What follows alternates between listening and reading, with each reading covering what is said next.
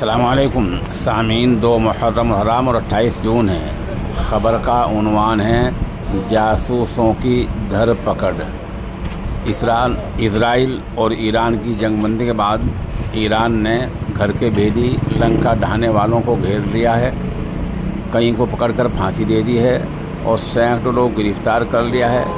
ایرانی خفیہ ایجنسی کے سربراہ اور فوج نے کہا ہے کہ جتنے ایسے جاسوس ہیں ان سب کو جانچ کی بنیاد پر گرفتار کیا جا رہا ہے اور یہ گرفتاری ہزاروں بھی ہو سکتی ہے۔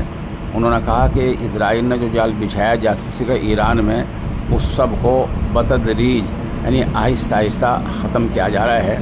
کسی ایک جاسوس کو بھی بخشا نہیں جائے گا اور سب کو عبرتناک انجام سے دوچار کیا جائے گا۔ خبروں میں بتایا گیا ہے کہ ایران نے جنگ بندی ہوتے ہی سب سے پہلے یہی کام کیا ہے کہ اپنے ملک میں جاسوسوں کو ڈھونڈنا شروع کر دیا ہے۔